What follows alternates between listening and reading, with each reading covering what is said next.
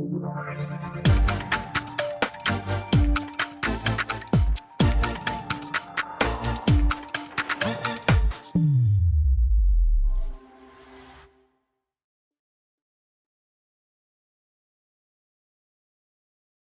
warm welcome to everybody who joins us today for the kickoff of the MuseumsLab 2023, wherever you are in the world, to fellows, project partners, and the audience in the YouTube live stream. My name is Amira El Ahl, and I am looking forward to accompanying you through the next hour and a half, roughly. Before we start, let me just introduce to you the housekeeping rules for this event so we're all on the same page. Every one of you is and stays muted. Please be so kind as to enter your full name into the Zoom so I can call you by your name if you want to ask a question later on in the Q&A after our keynote speech. If you have a question, please raise your digital hand in the Zoom so I can call you by your name. And once I have called your name, the call operator will unmute you, so don't worry about that. And please, if possible, turn on your camera while speaking so we can see you all. That would be super nice. And I think it goes without saying, but just to remind everybody that we keep a friendly and respectful interaction in this format. So thank you for that and for your patience. For this year, the MuseumsLab counts 52 museum professionals for the fellowship from 19 different African and 12 different European countries. Now, the MuseumsLab would, of course, not be possible if it wasn't for the many wonderful people working on the project and the project partners. So let me introduce them to you. The MuseumsLab 2023 is curated and implemented by the following project partners: the National Museums of Kenya, the Museum für Naturkunde Berlin, the Leibniz Institute for Evolution and Biodiversity Science, the University of Nairobi, the Master's Program in Museum Management and Communication at the University of Applied Sciences Berlin, the HTW, the German Academic Exchange Service in Berlin and Nairobi, the DAAD, the South African Heritage Resources Agency, SAHRA, and the Goethe Institute in Nairobi. The project is funded by the German Federal Foreign Office, the German Federal Government Commissioner for Culture and the Media, and the German Federal Ministry for Economic Cooperation and Development. And now we will see a video clip with welcoming words from founding partners from the MuseumsLab, the project partners for this year's program, and alumni from last year's program.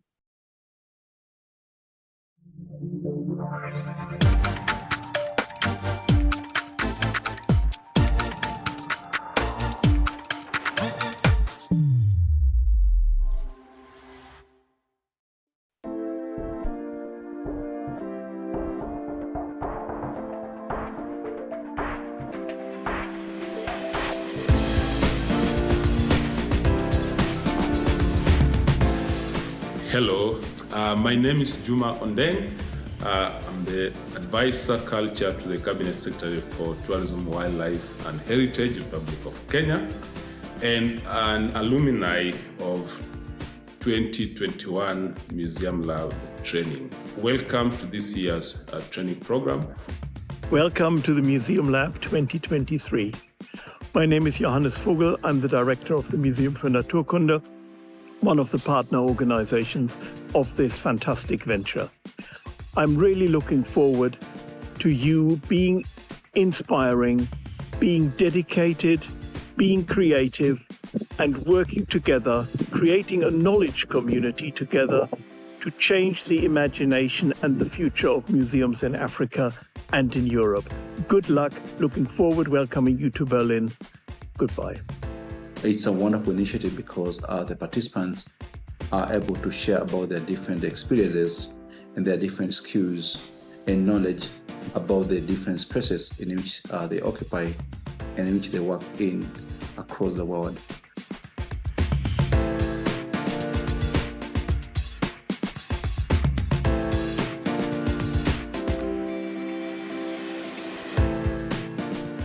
Last year, we hosted 2 fellows at one of the Stockholm museums, at the Ethnographic Museum. And there were one person from Germany and one from Ghana, and it was such an enriching experience. It was great to have two fellows, for them to talk between each other, but also for us to really get their different opinions and perspectives on our work. Hi everybody, my name is Chris from Uganda, and I'm glad to have participated in EMOWAA 2022. One of my special moments was the visit to Robben Island Museum, where we met and listened to stories of former prisoners of the apartheid regime in South Africa. And the lessons learned from that was really immense. I am delighted that the MuseumsLab 2023 is starting today to build on its very successful previous events in 21 and 22, and I am really delighted to be part of the African-European network. It is very, very important to me to continue to support the project not only financially, but also with ideas and with all my heart, and my heart is quite big.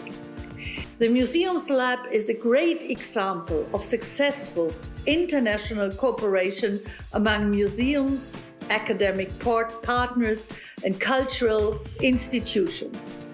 Also, it is an important step forward, establishing the Agency for International Museum Cooperation.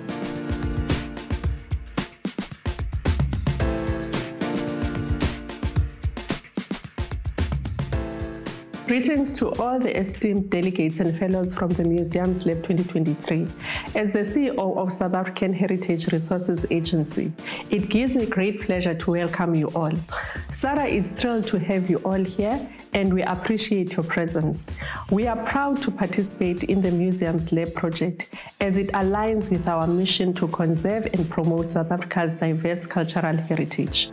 Hello everyone, I'm Martha from Malawi. I had the most exciting experience during the team project session because it provided a very unique space to collaborate among us as fellows. There's so much knowledge that was shared and also the understanding of the cultural differences. I'd like to urge you to maximize the networking space that EMOWAA has provided so that together we foster the society change as well as shape the museum concept. Have a good time and enjoy. Thank you.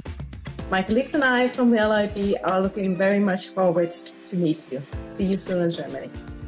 I had some fellows that I met, like Linda from the same museum. She was always by my side, and even to this day, she keeps on asking, so how is it going in the museum? How is the digitization going? All the fellows have been good, and it was great.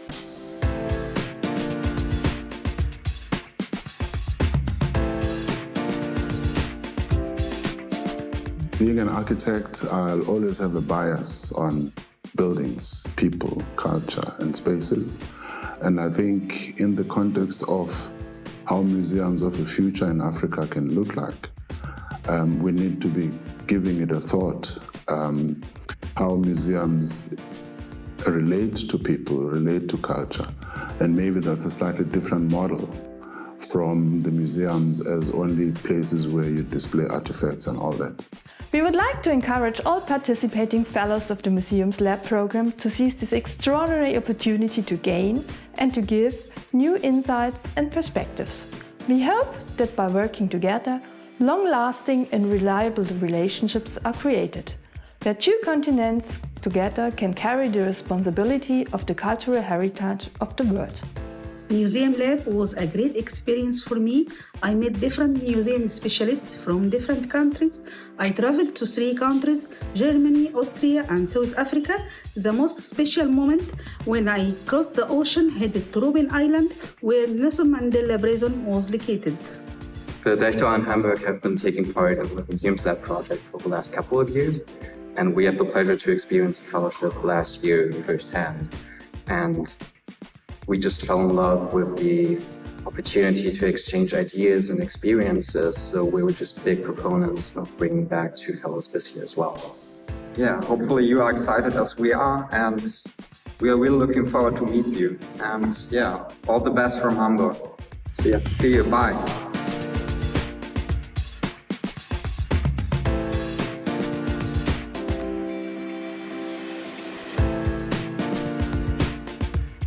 The MuseumsLab was a unique experience for me. I met some very nice people. We had the chance to visit Robben Island, seeing Nelson Mandela's prison, hearing the excellent guide tell what happened there, and experiencing it with the MLab fellows was one of the greatest moments of my life. Thank you all. Thank you, MuseumsLab. I'm glad we are opening the next edition of the MuseumsLab today. We are convinced it is important to continue connecting museums in Europe and Africa. We will therefore ensure the continuity of the MuseumsLab. We will incorporate it as one of the main pillars of another exciting project, the International Museum Cooperation Agency. It is designed to strengthen dialogue and foster international collaboration of museums. An important pillar of the Museum Agency will be the critical reappraisal of colonialism. This means both an acknowledgement of our responsibility and the restitution of cultural objects from colonial context. The return of objects from colonial context is not the end, but rather the starting point for deeper collaboration. Our aim is to collaborate in long-term museum cooperation, training programs and joint cultural projects. We will create a tailor-made program for you and make you part of our team. You could help us gain important insights into our own work. So bring your own projects along, and we're looking forward to having you here.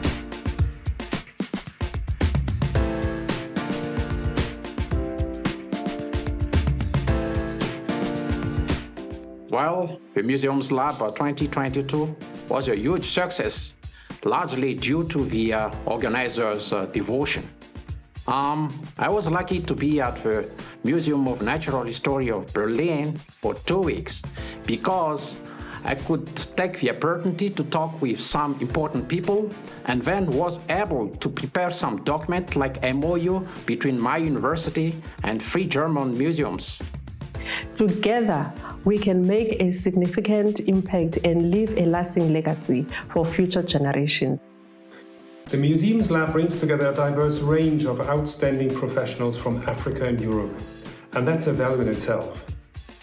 We are confident that the exchange will be enriching and fruitful, and that it will foster new ideas and deliver positive transformation. And that's why we are part of the MuseumsLab.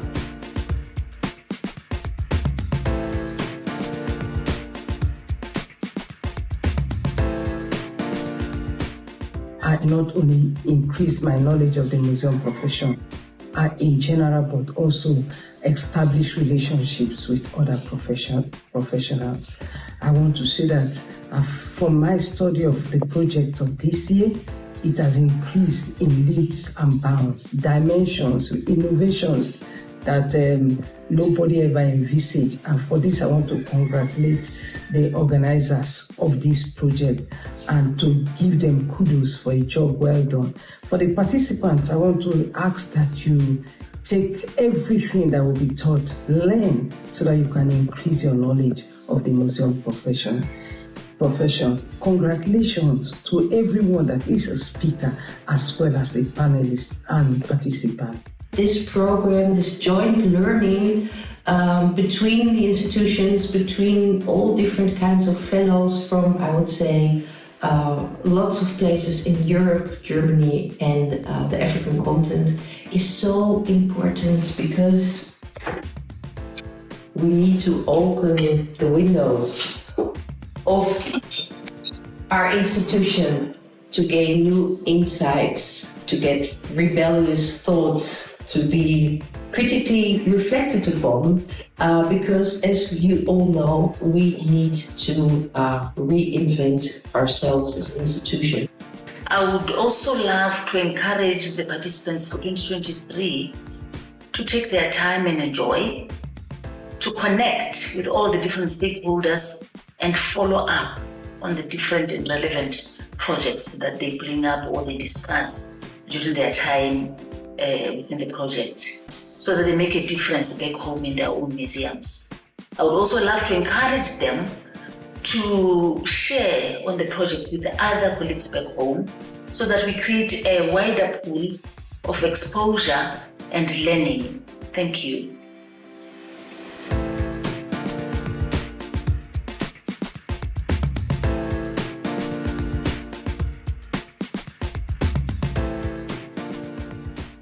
To the fellows, I would like to say, by participating in the Museums Lab, you are developing a vision of the role museums could play in the 21st century as platforms for public debate and shared learning about topics that impact our societies, such as climate change and social justice. You are true thought leaders in this field. You are continuing the close collaboration and exchange between museums in Africa and Europe. In the process, you are also addressing our shared history and helping us break away from colonial patterns, a move that is long overdue. The German Development Ministry wants to put an end to colonial continuities and strengthen the dialogue between the Global South and the Global North. I think it is very, very important project, not only for the museum professionals in Africa, but museum professionals in Europe, for us to have a platform to be able to share. I participated as a fellow last year, and that was personally such a great experience. It was difficult at times, but it was also really rewarding. It was a true source of inspiration. I'm still keeping in contact with many of the fellows. So the network that I was wishing to build really exists. So that was fantastic. Museum Lab training is a great opportunity for connections between Europe and Africa. Professionals from both continents gain new insight of museum practices. And it's also an opportunity to create a partnership between museums in Africa and also in Europe. Thank you.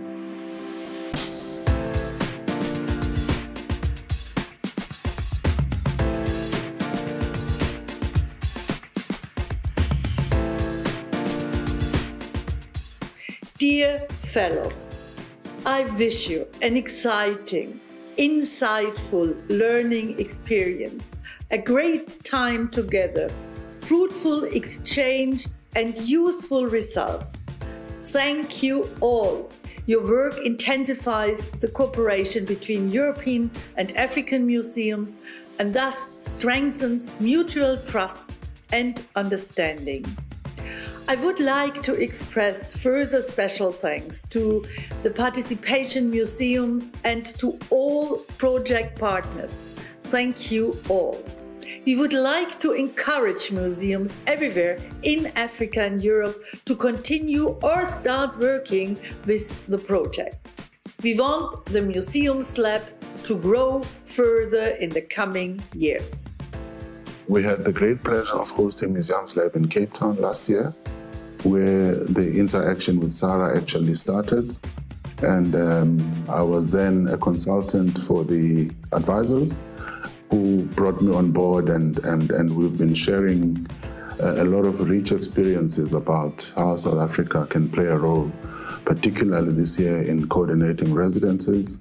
And we're looking forward to hosting the fellows who will be here in Cape Town.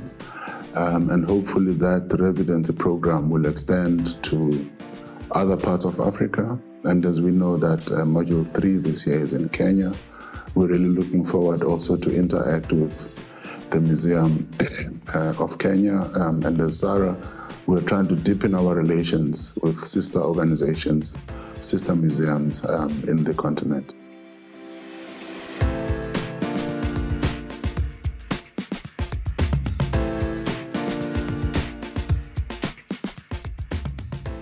Dear fellows, I wish you an instructive participation in the Museums Lab with many fruitful encounters and impressions.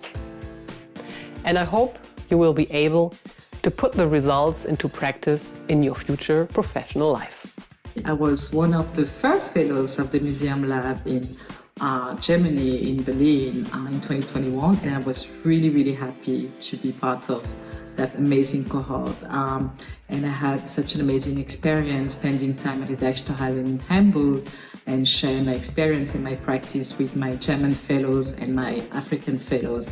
So I wish you to have such an amazing experience as well and enjoy all this learning and sharing process while you're there. Thank you.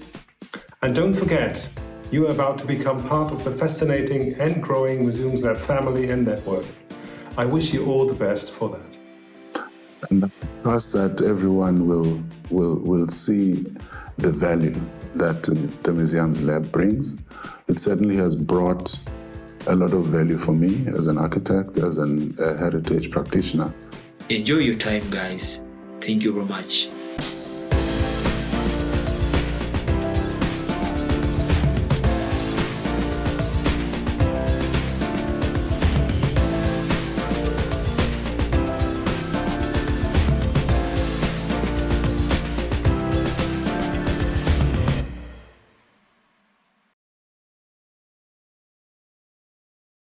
I would like to give the floor now to Meriam Korun. She is the head of the MuseumsLab at the Museum für Naturkunde Berlin, the Leibniz Institute for Evolution and Biodiversity Science, and Wycliffe Olu Omondi. He's a research scientist, curator, and team leader of the MuseumsLab 2023 in Nairobi at the National Museums of Kenya. They will give us a short introduction and an overview about the MuseumsLab, this year's program, the programming process, the residencies, and much more. So a warm welcome to Meriam Korun and Wycliffe Olu Omondi. Sorry. The floor is yours. Thank you, Amira. Thank you so much. And wonderful to see you here in this forum again. So yes, Wycliffe and myself will be able to give you a short overview about the program this year. And first, I would like to start to give you an overview of who the fellows are in 2023. So you will see a few photos popping up in the next few seconds. So just to give you an idea. So yeah, the MuseumsLab has been founded just 2 years ago and is a program for joint learning and unlearning for everyone involved. That includes fellows, but also organizers and involved institutions, partner museums, etc. It's a forum for perspective exchange, for networking, career building among African and European museum professionals. The program is creating a platform to build bridges between individuals, institutions, nations, and 2 continents for an engaged discussion on how museums can confront their past, meet the present, needs of society, and work towards an equitable future. To create the 2023 program, I think, Amira, you mentioned that in the beginning, a lot of institutions actually collaborated. The National Museums of Kenya, Museum für Naturkunde Berlin, University of Nairobi, University of Applied Sciences Berlin, the South African Heritage Resources Agency, and the German Academic Exchange Service. And yeah, curated a program over the last few months, involved other people's perspectives and ideas. And we're really looking forward to having the program taking place online and on-site in Nairobi and Berlin this year. So handing over to you, Wycliffe, to give an overview about the schedule. Thank you so much, Miriam. As you pointed out, this program was developed by a number of people, both from Kenya and Germany, to put together this program that centers around entangled histories, memories, empowerment, diversity, and sustainability. So in Module 1, which will take place online, fellows will participate in panel discussions with over 30 professionals, scholars, artists, and activists, all connected to the museum sphere. In these panel discussions, the fellows will actively engage the panelists to explore how museums will chart their future in light of the past, while meeting the global challenges of the 21st century. In the second module, that's Module 2, fellows will come together in Berlin and see first-hand examples of how museums and heritage sites implement decolonization initiatives, preserve cultural and natural heritage, especially in the face of climate change, and engage also in community empowerment. This module will be followed by 2-week residencies for the fellows at host institutions across Europe and South Africa. In the third module, that is module 3, fellows will unite in Nairobi and witness firsthand how museums and heritage institutions collect and digitize heritage and oral histories, remake museum narratives, and preserve heritage threatened by climate change. This is in addition to working in specific projects, which is going to take part in the tail end of this program. Therefore, through the combination of modules, residencies, and projects, the Museum Lab aims to enable networking among African and European museum professionals to jointly learn about and discuss pressing topics such as restitution, equity, and global challenges. Hence, as the fellows further advance in their careers, we strongly believe their experiences in the Museum Lab will go hand in hand with the experiences and creativity to give museums a brighter future. Over to you, Miriam, to conclude on this program. Thank you. Thank you, Wycliffe. Yeah, so the Museums Lab in 2022 was in many ways a first for the program, and I'm very sure that the Museums Lab 2023 will be a first in many ways again. We're always speaking about pilot phases and new pilot phases and challenges and changes, and that's very exciting for everyone involved. In 2022, we had the honor to have the University of the Western Cape and the District 6 Museum joining the MLab under the lead of Professor Siraj Rasool and curating the program of last year. During that time, that was also mentioned in the opening clip, the connection with Sarah actually started, and that only enabled us to facilitate residencies in 2023 in European partner museums, but also South African partner museums. So reflecting on 2022 and building upon its successes, we from the organizing team expect that the Museums Lab 2023 will be an amazing year for everyone involved, inspiring, challenging, but also a journey for the organizers, the museums, and the fellows together. So thank you very much. Looking forward to meeting all of you and enjoy the time. Yes.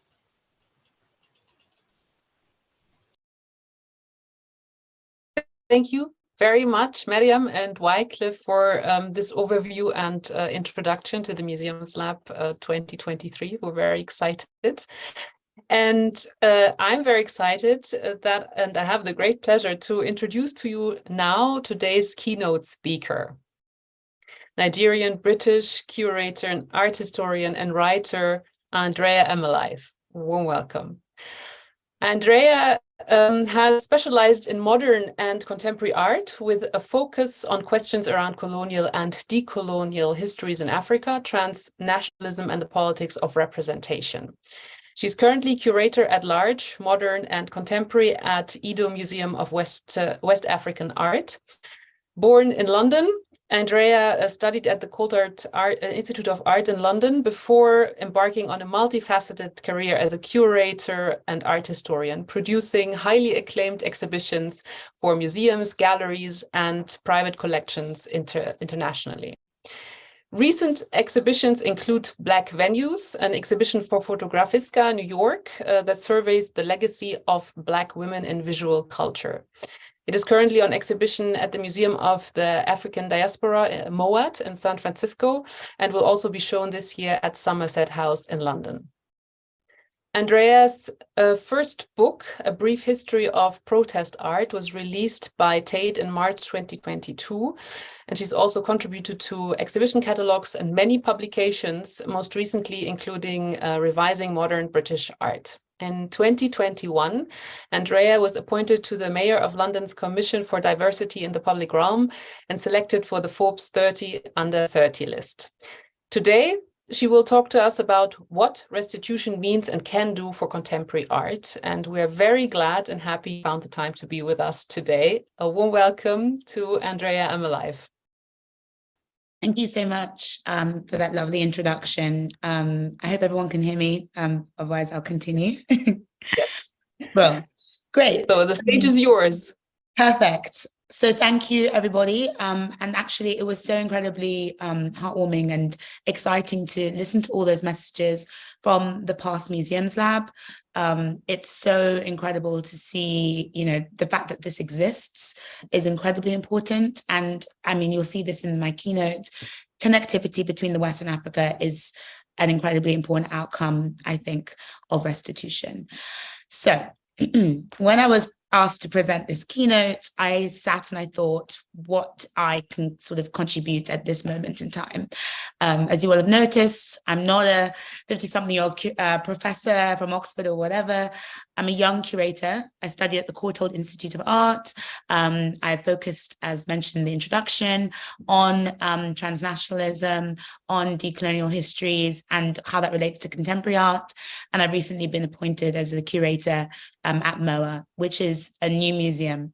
So I'm extremely aware that I've been given this incredible opportunity in this role to expand history and to be part of a team that we can build a museum of the future. But I believe that this is not just an opportunity I've been handed, this is an opportunity that we all have.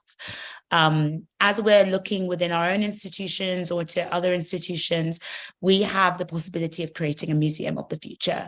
And we all have a role to play in shaking things up and challenging the status quo. So growing up, I loved museums. I'm sure you can all relate. And for me, they were a place of solace. I was hyper curious, sometimes too much, I think my parents would say.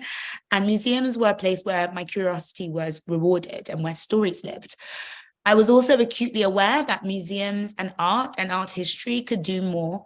As I roamed the halls of the National Gallery or the British Museum, where I spent a lot of time as a kid, I wondered why I couldn't see anyone that looked like me. As I visited certain galleries, I wondered why my culture was, relegated to certain places and why it was even there. As I then would go back to Nigeria, where I'm from, I would visit museums in Nigeria, and I would be squinting at artifacts in dim light. And I wondered why they were so different from the places I knew and the place where I grew up. So I got to wonder, what are the thoughts and the actions and the redactions and the ignorances that have led to this monumental opportunity that we have at EMOWAA? And that has led for me to stand before you today, virtually, critical, optimistic, looking to provoke, hopefully to inspire as well. And so with all this thinking going on in my head, I thought to the late Okwe Enwinzo, who it's difficult to explain. We know who he is. He's a titan in this field and has done so much work before me and before all of us. And he said, the future belongs to Africa because it seems to have happened everywhere else. And so I'm in this position of reflection, of looking, we are all in a position of looking back to create a future of our own design. And I think we should be thinking about how we can learn from institutions from around the world. And by learn, I don't mean imitate, I mean learn, but also look at what they've done right, but also what they've done wrong. As a museum lover, as a curator, I've observed how museums have suffered with connection, have felt removed from communities, have wrestled with looking for relevancy in an ever-changing world with an ever faster changing value system. And so people are now starting to think, what do young people want? Young people want art to do more, mean more, be more relevant to their lives. And so we ask for more. And so we are considering how we can remake the museum model for a more expansive demographic to ensure that art and our history is meaningful to more people in the future. And by more people, I mean more people demographically in the institutions that are in the West, but also how do we open up a museum-going demographic in Africa as well? How do we galvanize an interest in going to museums and allow our communities to see value in those systems. They're not ivory towers, they're places of learning and gathering. And so I'll be thinking about three main things in this keynote. And I think that these are things that we must consider as arts professionals, as curators, as historians, and as we sort of try and reshape the museum model after restitution and during restitution. I think about how the museum model can actually sustain creativity economically and what role that has to play in an African museum. How we can ensure relevancy to the widest demographic with a focus on youth, and how we can all be better connected. And these questions come directly from the moment we are in a fierce and very lively restitution debate. And I think that it's important to consider, as museums are cultural products that originate from the colonial enterprise. They are about power. They are political constructs. They are ongoing practices that are rooted in power. And the very fact that this field has a long history of excluding and marginalizing people of color in terms of selection, interpretation, in terms of the care and of objects, jobs, business services, board representation, that all indicates that museums are political spaces. Everything in them and about them involves decisions. And these are all decisions that we are entitled to make, and we should all be on the table. Focusing for a moment on my own local community, I'm dialing in from London, but I'm also obviously mostly in Nigeria. So thinking about Nigerian arts and culture, that it's thriving. And that can be said for all of West Africa or all of Africa. Despite a global economic downturn, unstable currency, inflation, and political turbulence, thinking about our most recent election, our creative expression flourishes through the power and sophistication of our ancient kingdoms, our post-independence freedoms. And so most recently, West Africa, or Nigeria in particular, has come into focus as the Benin Bronzes take center stage in the restitution discussion. I don't think there's a day that goes by when I don't get forwarded an article about this. But the truth is that restitution does not serve us in the present day if it doesn't catalyze and connect with the present as well as the future. The return of objects does not reach its maximum impact if we, as a globalized art world, a truly globalized art world, do not link this moment with the vibrancy of Africa's contemporary art scene and come together to support its overdue rise and those working within it. A lot of West Africa's art scene and success is owed to collectivity and community. There's lots of residency programs founded by some of our most successful contemporary artists. I'm thinking about Kehinde Wiley, I'm thinking about Yinka Shonabare, Amwako Boafo in Accra, and thinking about how this sort of self-sustained encouragement of home talent has allowed to flourish. What would happen if our institutions or our governments or our private sector supported this too? What if we were given the opportunity to redream with real infrastructure and make impact in our museums in Africa? So just going to zoom back into the museum that we're building. I'm not going to assume that everybody knows about it, though it did make a little bit of a splash a few years ago. But at EMOWAA, we've been handed a blank sheet of paper. And so we've been given the opportunity to dream. So EMOWAA is going to open in stages from 2024, which is actually now just next year. And it is more of a cultural district. So now it's designed by it's been designed by David Adjei, and it will be designed, other buildings will be designed by other West African architects. And so in essence, it will be a world-class arts, culture, heritage complex that will celebrate and research and conserve West African and diaspora art from the antiquity to the modern day. And so it was announced in the middle of this splash of restitution debate in 2020 and now has become much broader in scope. So it has obviously a restitution at its beginnings, but it is more than just that. And I think that's an important thing for us to think about when we think about what happens when objects are returned and how we reshape our museums in Africa and also our gallery spaces in the West. Museums are where art lives, but in Africa, art cannot be contained by walls. So this museum is one of the first attempts at a post-colonial project to create a museum that deals with restitution, with cultural artifacts, with issues of memory, social memory, but it also expands the role of the museum to bring relevancy to a contemporary creativity. And this is at the center of my thinking when I try to understand what restitution can do for the contemporary and for contemporary art. As a young girl, as I mentioned, I would visit the Benin bronzes in whichever museum I was near. And there was always this sort of unknowing or maybe knowing complication that I felt with this display. On one hand, I felt an affinity, perhaps, maybe actually because as a diaspora, I felt related to their displacement. Ironically, though, as the Benin bronzes start to go home, I am going home too with this project and working prominently on helping shape this museum.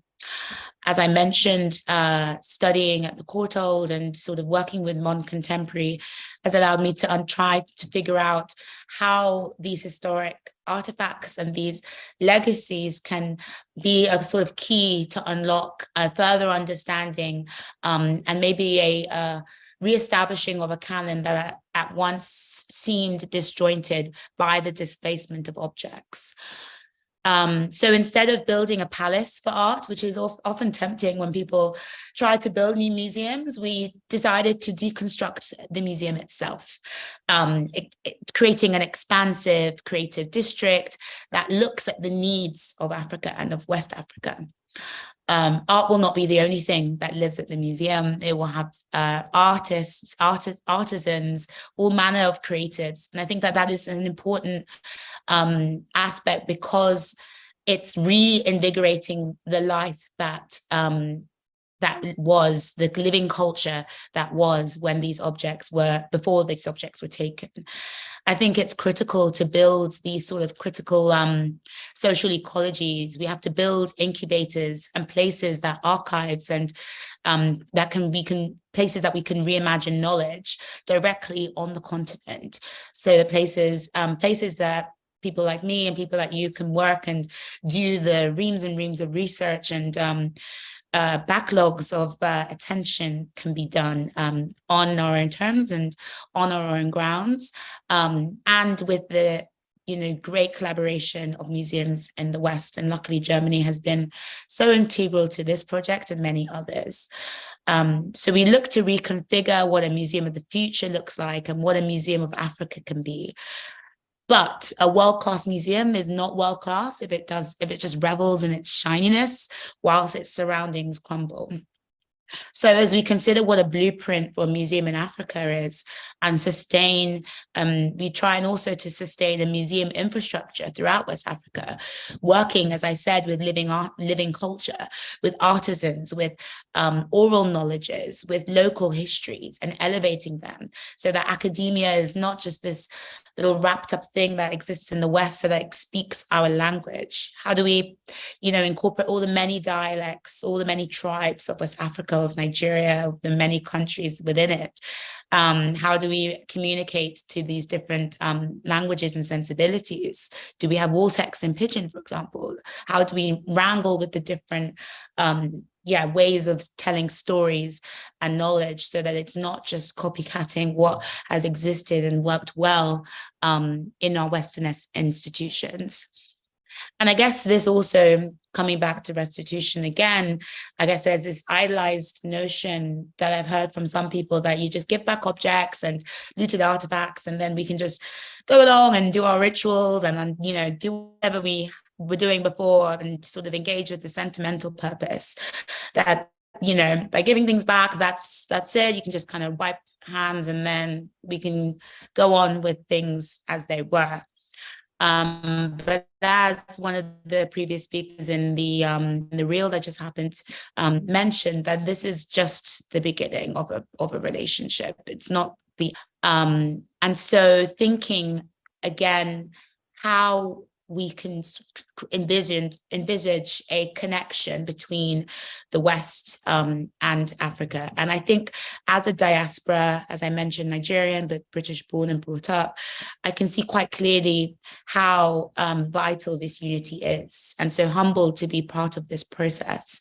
Existing simultaneously has allowed me to understand things in a more pluralistic way, and envision how powerful a truly global art ecosystem could be, how intrinsically vital it is for institutions in the West to work with institutions like EMOWAA, to work with all the many different national museums throughout Africa to establish a real cultural exchange. If we think about art and culture as being porous, then they allow the outside influence in, but it should also work two ways or both ways. And so there's so many possibilities with African art, with West African art, and we cannot allow ourselves to be islands. We should be talking to each other. We should be exchanging ideas. We should be researching what's gone wrong, what can be done differently, how we can make something of our own design. I think often about how, the Western art institutions can support and truly engage with institutions when they start to pop up in Africa, and how they can be connected with these thriving hubs so that this creative moment is sustained. Because if we're going to go in the pursuit of a truly global art ecosystem, then we must envision a true and equitable circulation of cultures. If globalization can bring Africa to the world and the world to Africa, then how does this circulation produce returns? Restitution has addressed the injustices of history, and it is symbolic as it reintroduces missing pieces into our artistic canon, but it is not static. The enthusiasm to return should metamorphose into a new connection. And as I said, we can envision and start to hopefully create relationships of our own. And I think that is something that we should all be thinking strongly and urgently about, how we can create and sustain this moment so that it doesn't just go past. At this moment, I think that there's an importance also in the work that we do as curators and then historians to create circulations that are also public. I think often about what it would be like to tour exhibitions between the West and between Africa. As I would mention, I would have completely different museum going experience from when I was growing up in London to when I would go visit back home in Nigeria. I think often about the access to culture. I think one of the original arguments was for keeping objects back was that people can come and visit them when they arrive to Britain or wherever. But as we all know, the visa system is not so simple. You can't just get a visa to go and see bronzes. And if you think about the reverse, how do we ensure that access to our global arts can be achieved in Africa as well? How can we bring the art of the world to Africa, given that the world has gone to see our art for so long? And so I think that initiating touring exhibitions, initiating visiting artists, residencies that go both ways, inviting artists from the West back to Africa, I think it would be an incredible and meaningful process that we can understand and start to action as museum professionals and as curators. Creating this, or I guess doing away with this idea that these places are islands, and also making it truly equitable, because to be at the table, we must be both a giver as well as a taker. And obviously we've been focusing on reclaiming, but we should have a full circulation as well. I definitely feel that we are at a crossroads, and I feel that we are at the cusp of something politically and culturally. And I sense that there's something profoundly to come. And I think that we all have a role to play in this profound moment. There's this big unraveling. And I think at this moment, we ask deep questions of ourselves, whether we would like to take one path, which could be the path where we ask the deepest questions from a place of truth. We start to reform and transform, or we just go along and just accept that things will just be as they always have been. But I think to be a curator or to be a museum professional or historian at this time means to try and galvanize and to change and to create impact and to do things differently. History is intuitive and art is clairvoyant. I think that we've gotten to this place because we've gotten to this place because it has been difficult to face a lot of these histories, and there's been such a deep disconnection between the different nations and different continents. And that is why connectivity after the restitution moment, I think, is one of the biggest services that can be done for the future and for contemporary art. We must look at art history and we must consider the absences, because there's a danger in absence. It's easy to understand certain dangers or filling in gaps in histories, but I think often of the softer dangers, as people might call them. I'm currently researching and talking to many different scholars about Nigerian modernism, for example. And in the West, I often get very confused faces, as they couldn't really quite believe that modernism happened in Africa. I think that it's the same sort of sensibility when the bronzes, for example, were discovered, and it was more easy to digest that they must have come from some sort of lost Atlantis, much more believable. But in those disbeliefs and in those misunderstandings, I think that there is limitations that we must ensure are done away with. A lot of there's so much scholarly work to be done in resurrecting these narratives and these limited and dispelling these limited legacies. So many books, so many artists, so many archives to resurrect, to look into. How do we go into our storages in our museums and ensure that we're not missing anything, that there is a full continuity of legacies of these artists? I've been doing a lot of work on this in Nigeria and working with some of the national museums there, and hoping to ensure that the archive is kept intact and that is retained for the future. I think that is maybe one of the better lessons that we can learn from other institutions into creating our own canons and our own legacies and our own archives, so that we can sustain our future, and also by doing that, looking back to make sure that our history is mapped out in a way that is understandable and galvanizing, and also gives us a sense of identity, so that we know who we are, so that we can continue to project that image to the world. Because expanding art history and creating museums of our work is an act of restitution as well. And it wouldn't be surprising to hear that there's so much connectivity, even in understanding these new quote unquote legacies of modernism. I've been looking at how there were links with perhaps with, for example, the civil rights movement, and thinking about the socio-political circumstances in the US and how that translated to the post-independence freedoms that were going on in many African nations. And I think creating these connections and these points of relatability will allow us to understand art history as truly global, not just this was happening here, this was happening there, and everyone was just doing their own thing, because as we know, that has never and could not have been the case. Africa is the oldest continent, and so I think it's also important to look at the demographics, because even though it's old, it's actually very young. I don't know how surprised you will be to hear, but Nigeria has one of the largest populations of youth in the world. 70% of the population is under 30. And so it's so vital that we think about young people. And you know, I speak of how looking to the past is important. It's important, as I said, to instill that sense of knowing and that sense of identity in our young people, so that they can articulate and continue to do this work, so they can know themselves, and so that they can be encouraged by the museums and by even the possibilities that art can bring to change how they see themselves and how they see the world. Because we've got so much past, and I guess the present at once maybe seems interrupted or disjointed, but the future is for all of us to imagine. And part of this dreaming is looking around at the state of things. And I mentioned one of the main points I think about when I think about what restitution can do for how we reconfigure museums and the contemporary art scene is how we can address needs. So if West Africa has a young population, and it's young across the board mostly, unemployment is high, jobs are short, and the day-to-day pressures are very real.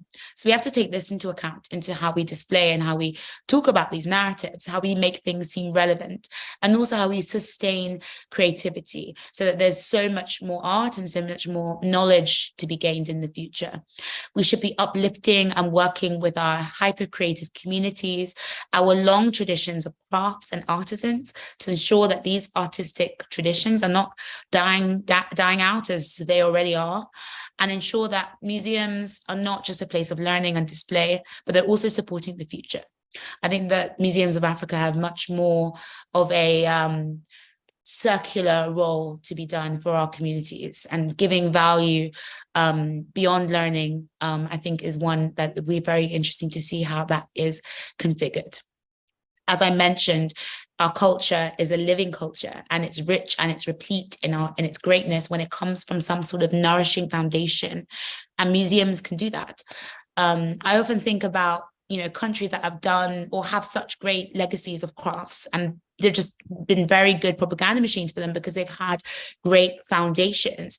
You can think about Scotland, for example. They've made tweed into such an integral part of their national identity. The same with tartan. I'm thinking about Italy, who has, Venice is for glass and Burano is for lace, and the whole culture is rich and replete and really luxuriating in the power and the artistry of their craft. If we can replicate this sort of sensibility and this, importance of our local artistry, thinking about artisans, that would be an incredible sort of service and galvanizing point for the museums of the future and in Africa. Thinking about bronzes. If you visit Egon Street in Benin City right now in Edo State, that is where the same street of bronze casters is there. And that street has been there for more than 1,000 years. The art of bronze casting has been passed down from father to son. And I think more recently, because, trying to be PCs, somehow gone to some daughters too, which I'm fully into. But that is the same street where the famous Benin bronzes were cast, and it's still in operation. So many people don't know that. And I think it's important to understand that this didn't just die down. It wasn't just a sack and then stopped. We continue to make bronze, and we continue to make bronze. And our artistry, our guilds, we have guilds of potters, we have guilds of weavers. Yoruba weaving traditions of Sanyan is dying out. How do we use this immeasurable opportunity to create museums in the continent, and also do this work as curators to nourish our cultural identity, and also elevate these artistic crafts and legacies to equal standing. I mean, we can just see this in the more recent sort of trends in the West, where ceramics has so long been something that has been only for decorative arts, but now is fully in the arts, quote unquote, canon, as at the same stage as painting or any other craft. And so I think that nourish will always be an important thing that I try and think about when I wake up every day, and think about how museums can nourish culture, because culture, it is nourished by something living, and it's nourished by something vital. I think that it is our role to nourish culture outside of walls. And so we can, and also talk to the different cultures and different artistries from all of the other places that you will connect with during the Museum Lab experience, so that these places don't seem far away, so that we can see these relatable points of tradition, so that we can understand, the trade routes, and understand the ways of the different ways that people moved around in the past, and how that relates to our very global present. I think also about how important it is that we are sustaining our own scholarship. I'm almost certain that, until the mid-90s, art history that was focusing on modern contemporary African art was was so sort of thin, and so we had to create our own scholars, people like Okwe Emunzo, people like Chika Okeke Agulu, who have made their impactful careers and dedicated their careers to elevating and concentrating on the importance of the work that African artists are doing, and making sure that this is something that lives and is kept going throughout the future. I used to think that art was a way that it was a tool to show us who we are, but I think it really is showing us who we've become. And I think that that is also important as we look, we look left, we look right, we look to Museum X, we look to Museum Y. I think we must also understand where we are, from where we are standing, whether we're looking to the past, whether we're looking to the future, what biases we have, and how we can incorporate our own personal ways of looking into telling the multi sort of stories that are yet to be told, because there's so much work to be done, and so much has changed in the last few years that there is an incredible, immeasurable opportunity to really do something collaborative and sustained that changes the way that people see Africa and will continue to see Africa. We have an incredible opportunity to learn more about the world, and in doing so, we have an opportunity to look at ourselves and ensure and hold ourselves accountable so that we can ensure that we are better connected, because ivory towers with moats around them do not succeed. There's power in authentic collaboration. And so I think that the last question we should ask ourselves is, how do we think of a better and more balanced set of conditions for all of us? If we do not expand history, we are in danger of being strangers to ourselves. If we do not look to Africa, we forget who we are as humans are. If we do not look to each of the different countries and then go down to the specificity of the different tribes, the different languages, the different artistic languages, and if we do not look to these other places and sustain them as part of a global art ecosystem, then we are reinforcing separation. And so what I really would like, and what I always, people always ask me, okay, but what do you want? And I always will say that I want people to feel that this is personal, because it is. And I think that it's as personal as any of the big issues of our time. And I think that in order to really make this work meaningful, it has to be something that we feel personally, as personal outrages. I wake up every morning and I try and, I feel like there's a fire in my belly to ensure that this work seems meaningful to all people. It doesn't matter where you're from. It doesn't matter what color you are. I think that these are opportunities not just for Africa or for Africans or for Africa diasporas. I think these are possibilities for the world. Because how can we imagine the art of tomorrow if we don't really know the full expanse of today and our many pasts? There's so much power in the imaginary and in discovery. And so what I would love, and what I know that we all do, especially in this incredible opportunity that you will have at MuseumsLab, is to come together and to redream. To do this authentically, we must engage, we must support, we must collaborate, supporting the future, museums, artists, curators of the future. That is what's at the core of what is exciting for West Africa. And just supporting ourselves, talking to each other. I think some of the most meaningful and, I guess, driving, catalyzing moments have been when I've been talking to other colleagues who are doing this work.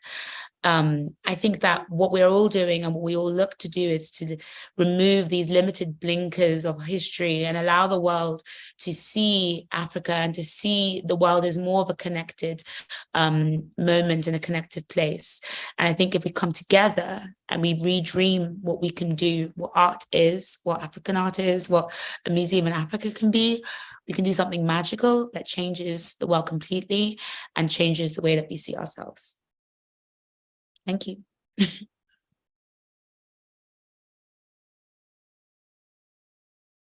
Thank you so much, Aindrea, for this. Thank you much. Thank you so much. Thank you so much.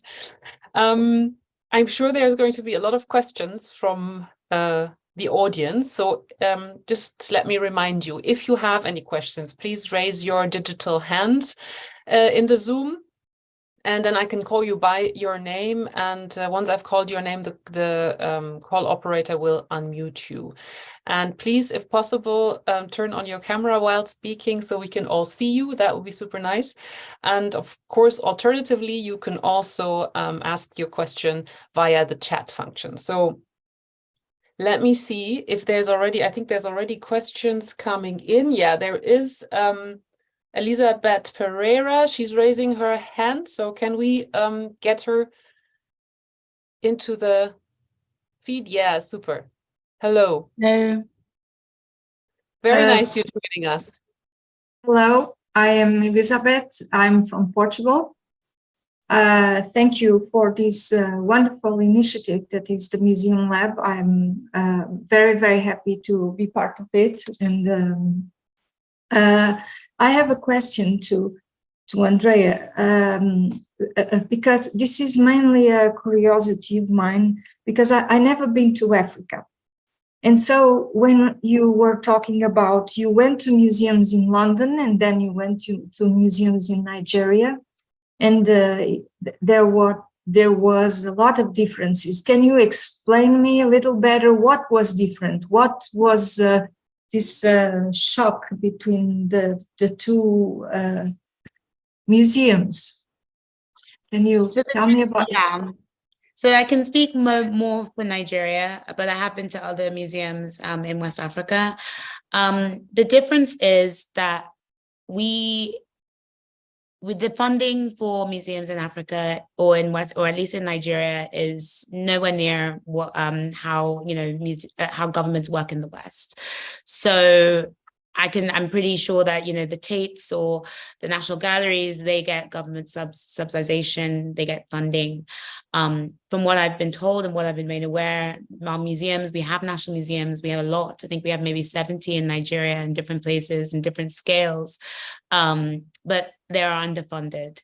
And so because they're underfunded, they're understaffed and the facilities are not great. The collections are rich. There's so much that we have. I mean, obviously, we're starting to get objects back, but we've got paintings, we've got archives, we've got such a great collection of different artisan sort of crafts and materials. But I would go back, and the last time I was at National Museum was just last year, and it would be a shame and it would be sad to see that the way, the staging of the museums, there would be dim lights, there would be lack of electricity.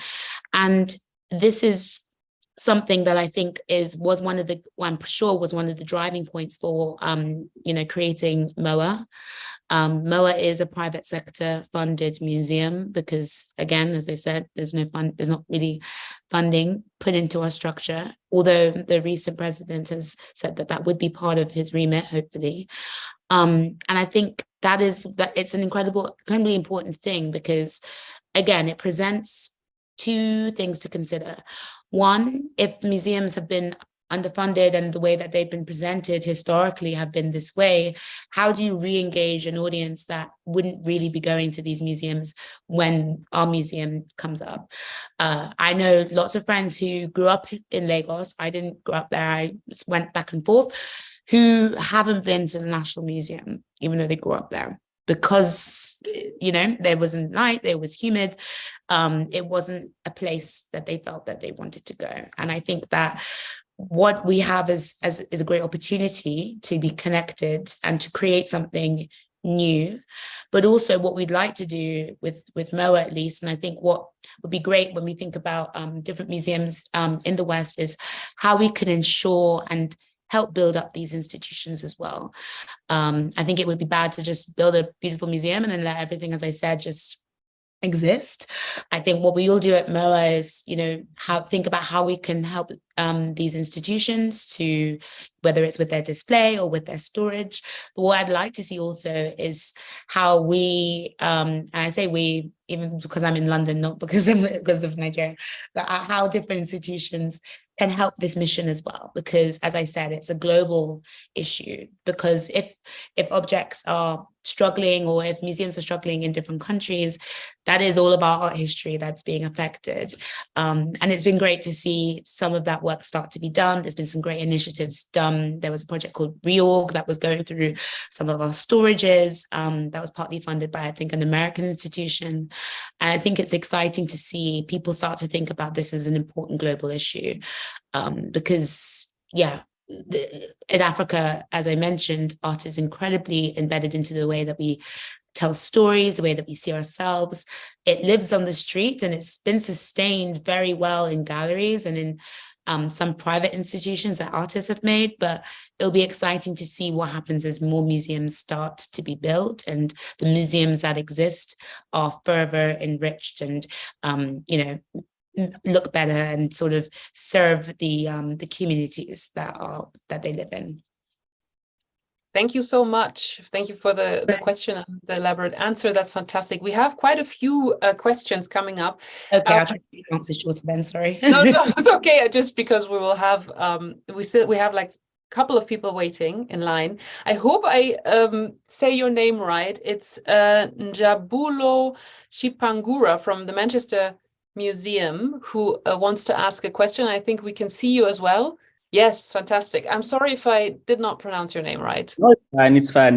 My name is Njabulo. You can call me Jabu. I'm the curator of living cultures at Manchester Museum. Aindrea, congratulations for your appointment and well done for the incredible work that you are about to undertake with the establishment of this new museum in Nigeria. I was so fascinated about your thinking around living cultures and how in an African context, these objects are not just objects, but they're living cultures. They represent living human beings in Africa and living cultural practices. It's a very interesting concept. And I must say, I've been working with Benin material at Manchester Museum for a long time. And we do have a number of living cultures from Benin. I want us to dwell with this category of objects. It's quite troubling to me as well. I think we need to think about how to undiscipline the museum from these categories, right? Communities, they have their own ways of knowing and doing. They've got their own indigenous knowledge systems that were at the heart of the making of these living cultures. These are ancestors of living people, right? So the moment that we think about objects as materialities, then I think we're losing the point of creating the future museum in Africa. But my question is very critical about museums in Africa. Museums in Africa, by nature, they are byproducts of colonization. They are not structurally different from museums in Europe. I think the same problem that we are facing in Europe about decolonizing the museum practice is similar to what our colleagues in Africa are facing. So I think in a very kind of conceptual analysis, the museumizing process as a whole was a Western concept. So what are you doing differently? That's my question to you in the establishment of this Edo Museum of West African Art. What are you doing differently to create a museum that is really for the people, that reflects indigenous curatorship? We're all coming here with our different heads of expertise. You're an art historian, but can't we really leverage on the real indigenous curatorship practices that can make this museum different from a museum in Nigeria that was established during the colonial period, which is a byproduct of colonization? Those museums in Africa were established at a particular moment of history. They're colonial creations. They're not different from Manchester Museum. They're similar. So what are you doing differently in this new building? Whatever it's a building, it's a space. What are you doing differently to make a museum for Africa, an African space of real engagement with indigenous ontologies? Then lastly, I don't know whether you know there has been a recent court challenge by a group called Restitution Study Group in the US. They are petitioning museums in America and in Europe, which have Benin material. They're anti-repatriation. This is a diaspora African, group, which is saying that the Benin Kingdom was responsible for selling slaves, right? They received the manila that they used to craft the artwork. So they are anti-repatriation and they want this to be shared heritage. What do you think about the notion of shared heritage? We don't have to return everything to Benin, but we can also open up for universal museums where people can come from everywhere and view their heritage. And the African Americans have a moral argument about this Benin material. Their ancestors were sold over slavery, and this slavery was used to, the return of these enslaved people was used to make these bronzes as an exchange of manila. So I don't know what you think about this, repatriation narrative on the basis of the moral ground of the Kingdom of Benin having responsible for enslaving people and receiving Manila to craft the Benin bronzes. I'll stop here, but I've got a lot of questions. I'll follow up. No, they're all very valued. Just to go in the order that you go backwards, because I was just thinking about the last thing you said. With the US group, I think that there's, as you said, very moral ground for that. I think that as a culture, we should also understand that there are many apologies that need to be made on different stands. And I think that there, if you think about in the West, there was all this, okay, if you're descended by a slave driver by this point, you have to, publicly announce and be aware of it. And I think that, and I'm speaking personally, that Nigeria, or at least the Benin Kingdom, has some role in, explaining and in embracing that narrative.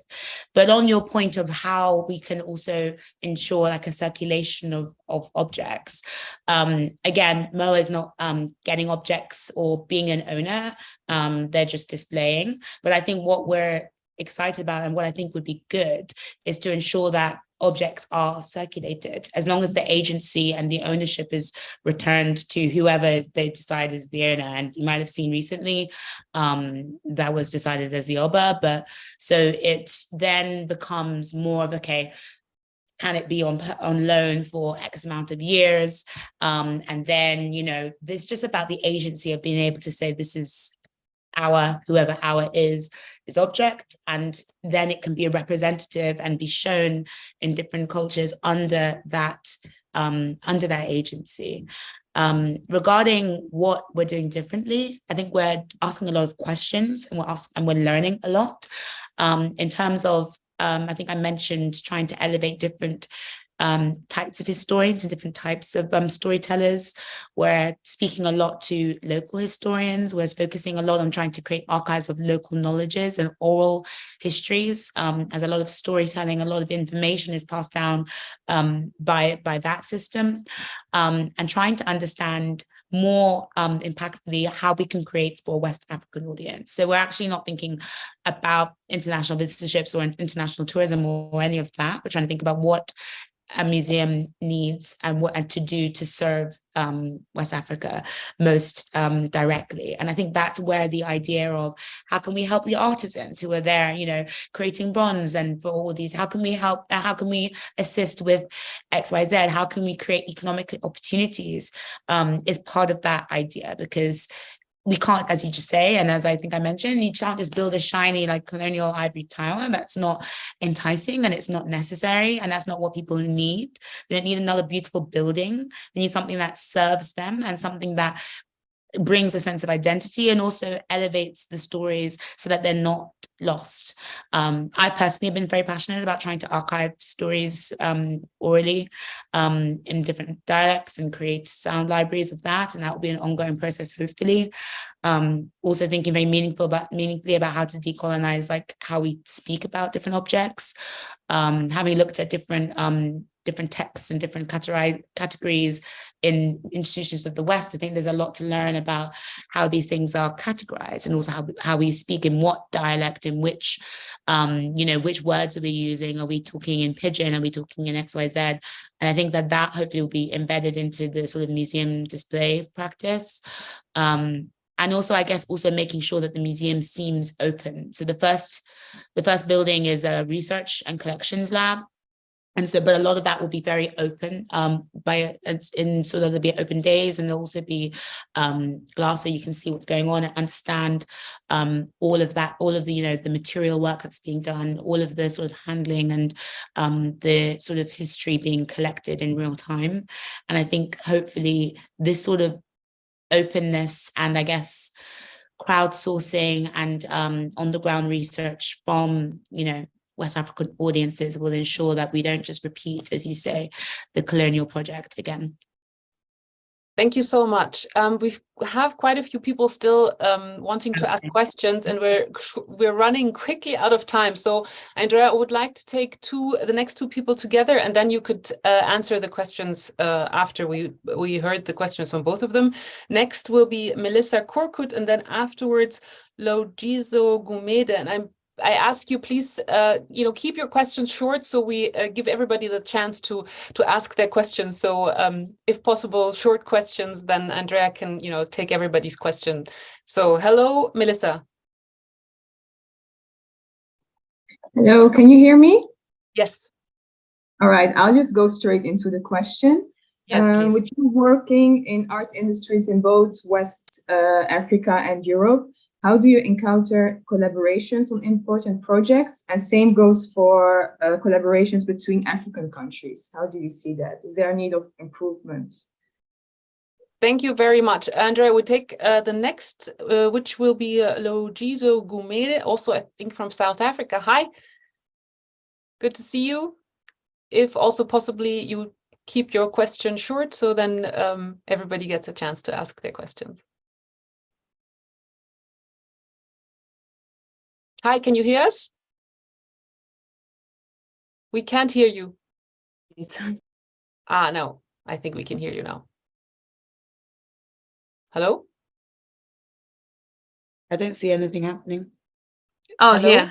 Can you hear me? Can you hear me now? Yes, we can. Hello. Perfect.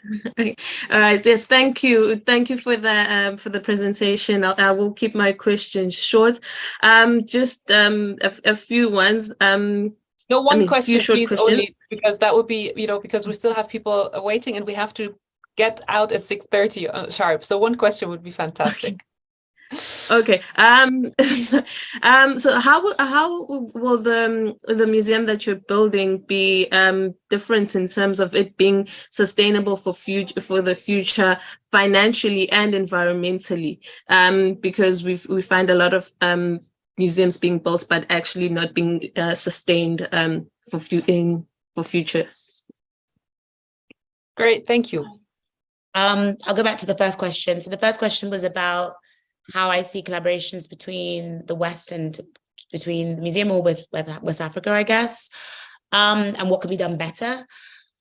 I think that luckily or hopefully museums are starting to want to involve different points of view in their own, as in museums in the West are starting to try and incorporate different perspectives.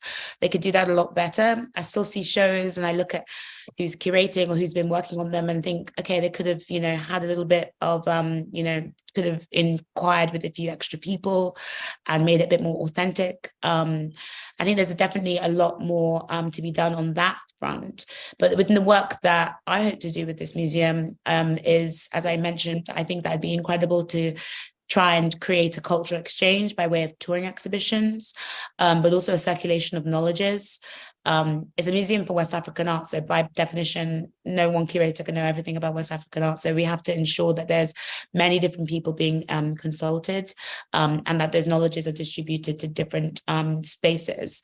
So I think what I'm trying to say is, okay, so yes, the Western institutions maybe aren't doing a great job, but how about we start our own exhibitions and bring them to them. So if I'm going to do a show on, I don't know, Nigerian female ceramicists from the modern period or from the antiquity, can we envision that and then say, okay, you should do this and I'm going to run this. If you want to have another curator from your team assist me, then fine, but we have envisioned it for ourselves.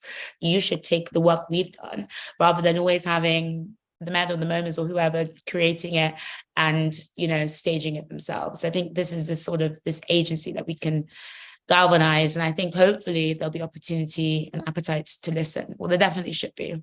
And the second question was about sustaining the museum in the future and with sustainability.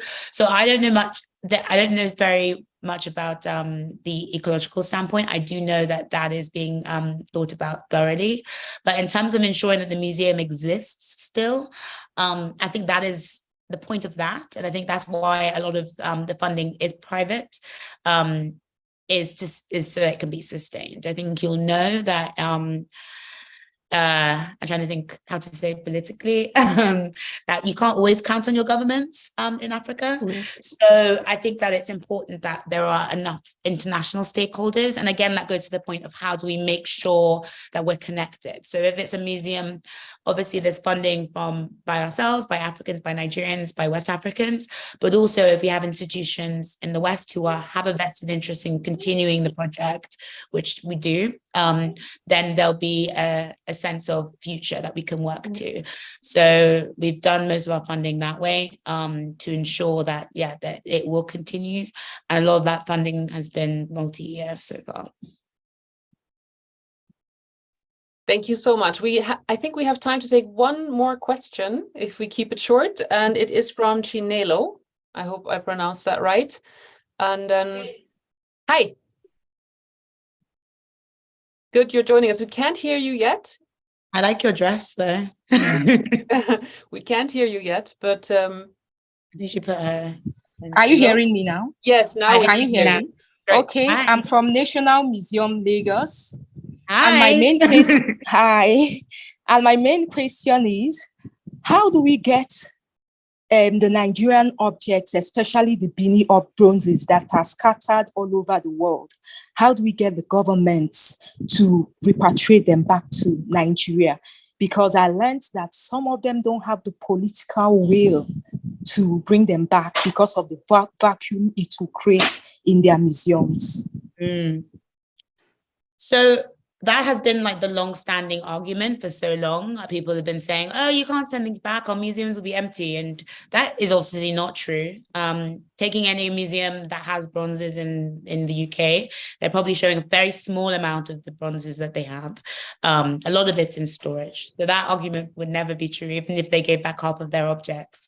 But as I think I mentioned, luckily there is appetite, mostly in Europe, less so in the States, to bring objects back.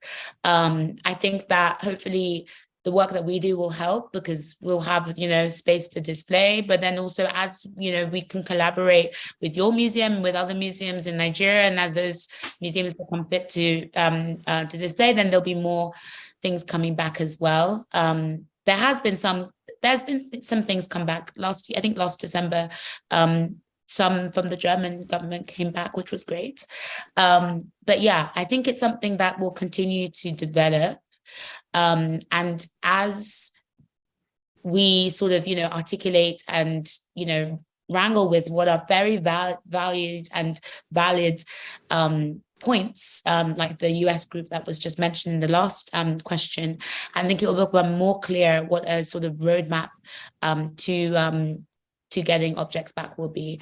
But also, as I said before, I think it is good that we, that we continue to get, legal ownership back as one of the first instances. And I know that Germany has been part of that, which is great. If you go to the Humboldt Forum or in these museums, it says Property of Nigeria, or maybe it says National Museum of Monuments and Museums. I can't remember which one it says, but it acknowledges where it's, who owns it.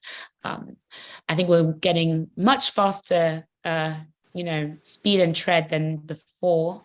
We just need to make sure that this continues, and also that it means, creates meaningful returns for the future. So I'm excited. I think it's a good time for us to be working in this field. Thank you. Thank you so much for your questions. Thank you so much, Aindrea. We could talk, I think, for another hour, and there are so many questions. I would have loved to know more about the fire in your belly, but unfortunately, time is running out, and this is all we have time for today. So a big thank you to all of you for participating, for your questions, and for your time, for being with us today. And a very big and special thank you to you, Aindrea, for being with us today, for your keynote and the inspiring thoughts that you shared with us. So I hope we can hear more about that on another time. I'm looking forward to at least seeing some of you in person at the public event on the 15th of June. In Berlin. And in the meantime, I wish all fellows of 2023 a great start into Module 1, which will start next week on the 8th of May. And enjoy that, enjoy Module 1, enjoy the start into the MuseumsLab 2023. It was a pleasure to be with you today for the kickoff. Take care of yourself. Have a wonderful evening wherever you are in the world. Thank you for participating and all the best.